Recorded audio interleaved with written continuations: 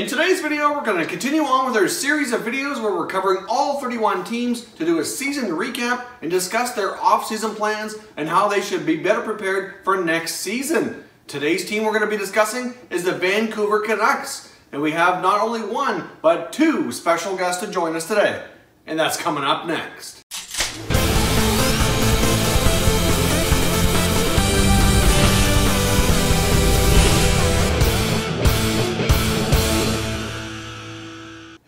Welcome back to another video here at Top Shelf Hockey. If you're new to the channel, thanks for stopping by. We review and discuss all 31 NHL teams. So if you're a huge hockey fan, consider subscribing and clicking the bell so you don't miss anything. So as I mentioned off the top, today's topic is the Vancouver Canucks. We're going to be doing a season recap and a look ahead to the 2018 offseason. We have two special guests joining us today. We have Clayton Emo and we have Maroki on defense. Both have great hockey YouTube channels here that cover the Canucks.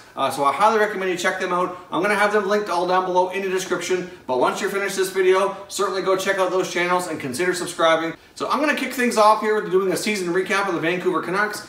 So let's jump in here. Obviously the Canucks didn't have a fantastic season. They got off to a pretty good start. But then things kind of slowed down, and they obviously did not finish with a very great result. They ended up with a 31-40-11 record for 73 points. They finished 7th in their division, in the Pacific Division there. So they finished with a -46 goal differential. They ended up scoring 218 goals for while allowing 264 goals against. There was some bright spots though for the Canucks this year. Their youth really looks fantastic on this team. Between prospects that have come up into their lineup here over the past year or two and what they have in the farm system coming up through the ranks here, there's a lot of reason to be very optimistic and excited for this Canucks team heading into the future. We saw rookie Brock Boeser have a fantastic season. If it wouldn't have been derailed by injury, he definitely would have been a stronger contender for the Calder Trophy. At one point, it looked like he was running away with it, and it very well could have happened if he would have been able to stay healthy for the entire year. But Boeser had a fantastic year, putting up 29 goals and 55 points. Obviously, Bo Horvat's still a young forward as well, and he looks tremendous.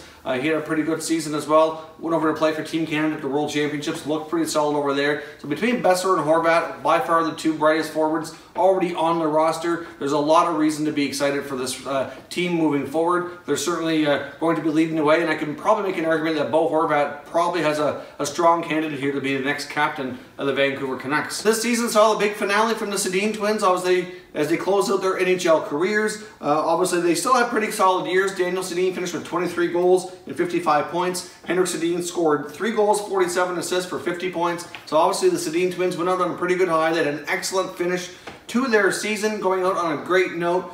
So they ride off now into the sunset and hand the reins over to the youth of this Canucks team. Much as a lot of fans are upset that Sedins were retiring, it does give the team a lot of flexibility moving forward for sure. Other positive notes that happened is we finally got to see the debut of forward Adam Gaudette, who came from the college hockey scene. Gaudette got into a few games at the end of the year and looked pretty solid, so it'll be interesting to see what he can do next year. In regards to the contracts and cap situation, as I mentioned, they have a ton of cap space, but they do have some guys who need new contracts. They have some pending RFAs, which I would suspect that all of these guys get new deals. That includes Sven Berchi, Jake Virtanen, Marcus Granlund, and Derek Pouliot. So obviously we'll see what kind of term they end up demanding here. Let me know down in the comments what you think, what kind of deals these guys are going to be able to command. But I think they'll probably be like mid-range bridge deals myself for these guys moving forward. So now I'm going to hand it over to Clay, who's going to be discussing the goaltending situation and how they should move forward with their goalies and other deals that they should be looking at this offseason to make their team better and more competitive for next year. Over to you, Clay.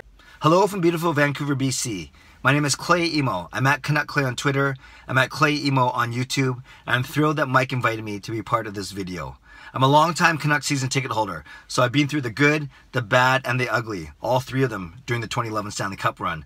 And I'm a parody song creator. I've written over a dozen songs for and with the Vancouver Canucks. I've written a song for Bo Horvat, been in a music video with Jake Virtanen and Ben Hutton. So needless to say, grateful for these opportunities to express my creativity and my fandom for my favorite team. I've even played the organ at a Canucks game. And I'm a YouTuber. I do 2 or 3 Canucks videos a week, usually from the comfortable confines of my car. How's that for alliteration? So true to form, I'm going to do it from my car once again. One take, no edits, see what happens, for better or for worse. Going to talk very quickly about what I anticipate for the Vancouver Canucks roster for next season, the 2018-2019 season.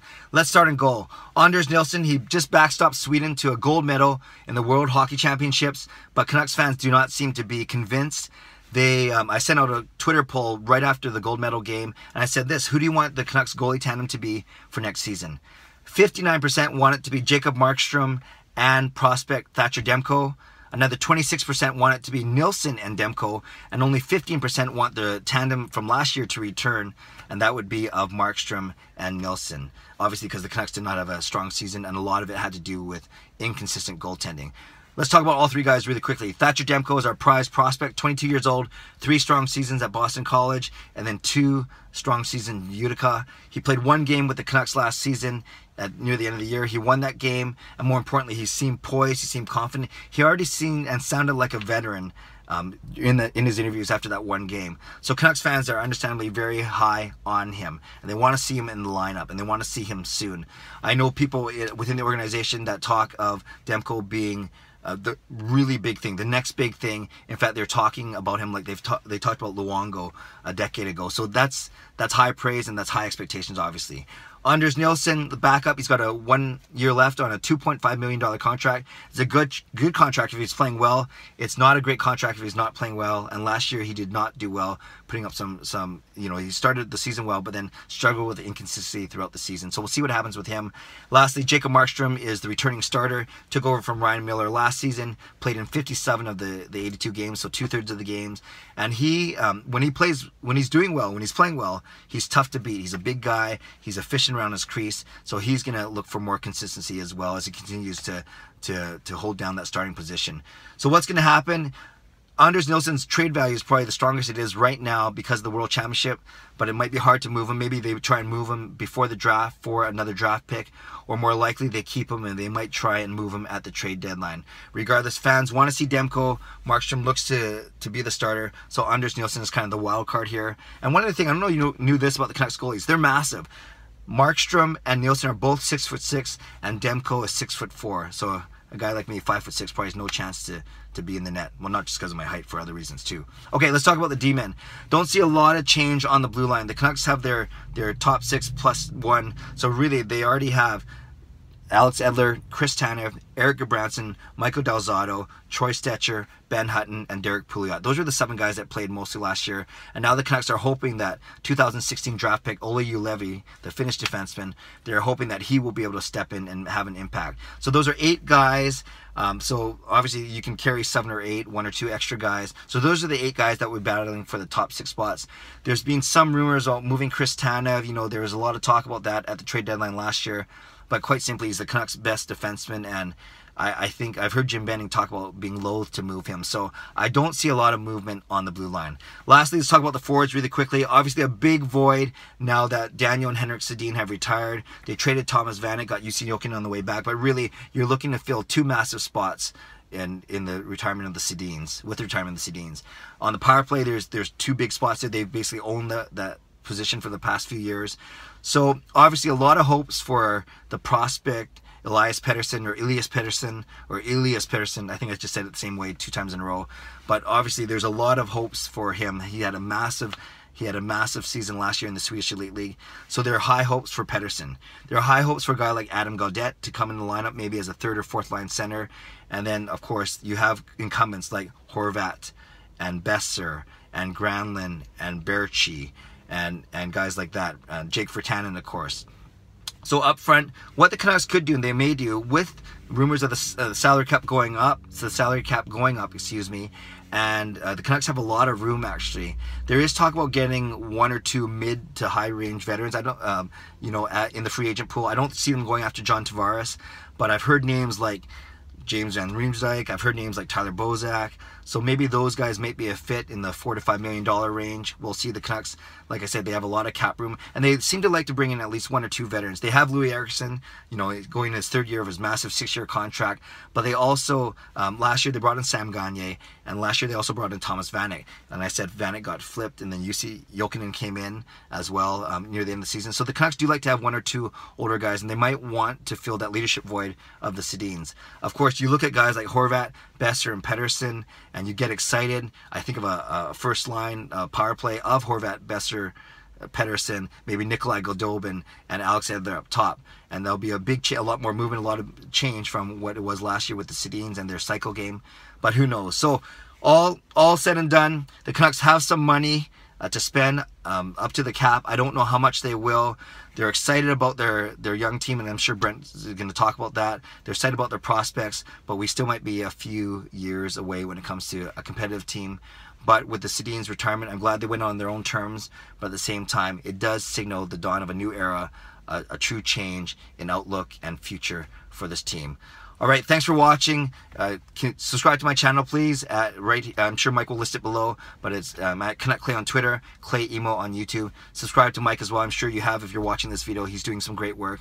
And once again, I appreciate the chance to share my thoughts. Take care and God bless.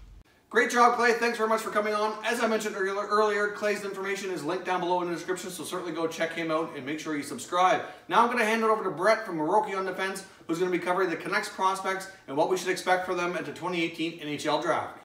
When looking at the recipe for a successful team, a key ingredient is developing from within. And I'm not just talking about hockey. You look at the Chicago Cubs and their drafting and development of Chris Bryant, Kyle Schwarber, Javier Baez. In the NBA, the Golden State Warriors. Yes, Kevin Durant is a human cheat code, but they've also developed guys like Draymond Green, Klay Thompson, Steph Curry, and now Jordan Bell. If you want to win, you've got to have talent, and one of the most cost-effective ways of doing this, rather than making a big splash in free agency or in the trade market, is through drafting and developing those players. So with that being said, I'd like to give a stick tap to Mike for having me on the channel to talk about my favorite team, the Vancouver Canucks, and their off-season, in which their biggest moves may not come from external factors, but from the young prospects already within the system. Let's start with center Adam Gaudette, a 2015 fifth-round pick who put up 60 points in 38 NCAA games, also taking home the Hobey Baker Award. He joined the Canucks at the end of this season and played in their final 5 games, and although he didn't put up any points, he most certainly did not look out of place in the world's hardest league. What really stood out to me in those final 5 games was his attention to detail in the defensive zone. He was always coming down low to support his defenders, and always made sure the puck got out before he did. While his first 3 steps could use some improvement over the offseason, and he's not incredibly creative in the offensive zone, he does possess a very hard shot, which is a great lethal weapon in the offensive zone, but it's really going to be his defensive game that gives him a great chance at cracking Travis Green's bottom 6 next year. Moving on to the golden boy that's taken over Vancouver's headlines recently, Elias Pettersson, last year's 5th overall pick, could add some very, very welcomed offense next year. This past year, he's added a lethal wrist shot and one-timer to his arsenal on top of a high-skill game that has allowed him to shatter SHL records as a 19-year-old. He'll most likely start his NHL career on the right wing, being given second or third line minutes and work his way up from there. Fellow Swede Jonathan Dahlin, a 20-year-old winger acquired in the Alex Burrows trade from the Ottawa Senators, tore up Sweden's second-tier league this year, carrying his team through a promotion into the SHL. He makes his bread and butter down in the corners below the hash marks, and to me is very, very close to being NHL ready. However, just because of the numbers game the Canucks are playing, with the amount of bottom 6 players the Canucks have to make decisions on, it looks like Dahlin at the beginning of the year will be looking on the outside in, but don't be shocked if he finishes the year on the big club. On to the back end, and Olli Juolevi, 2016's 5th overall pick, and since then he has received a ton of scrutiny,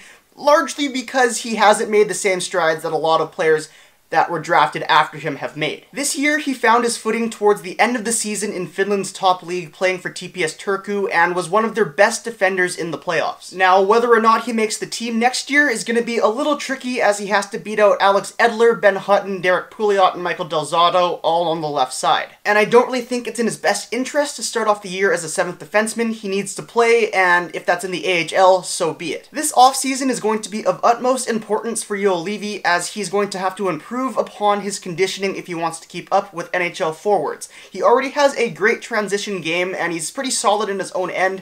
He just needs to find a way to keep up. Coming up in net, the Canucks have 2014 second-rounder Thatcher Demko, who was Utica's MVP this year. How Demko was able to post those numbers with what seemed like a revolving door of players in front of him is beyond me, and speaks volumes to not only his skill, but his mental fortitude. He could probably challenge Anders Nilsson for the backup job next year, but really there's no rush. They have both Markstrom and Nilsson locked up through next year, so He's definitely going to get some games this year. I just don't think you have to rush him into a backup role right away. Also, briefly, I'd just like to talk about Petrus Palmu, last year's 6th round pick, who just won Liga's Rookie of the Year. He's a 5'7" forward who's built like a fire hydrant and goes to the dirty areas and is very, very hard to knock off the puck, and in my opinion, is a dark horse to make the Canucks out of camp next year as a bottom 6 forward with some skill. Lastly, I'd just like to talk about some prospects coming up in this year's draft that the Canucks could potentially target at number 7. My favorite prospect this year is the defenseman out of Michigan, Quinn Hughes, and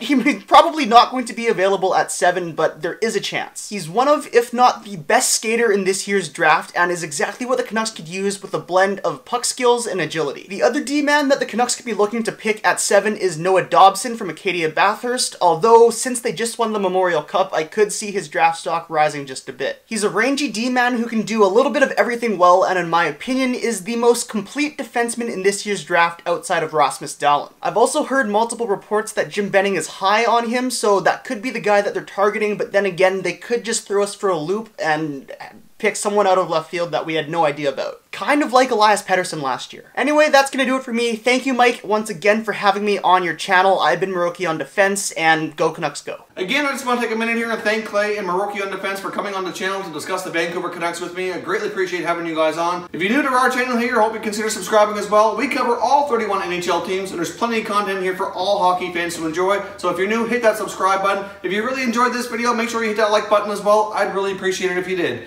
Thanks very much for watching, everybody. We will catch you next time.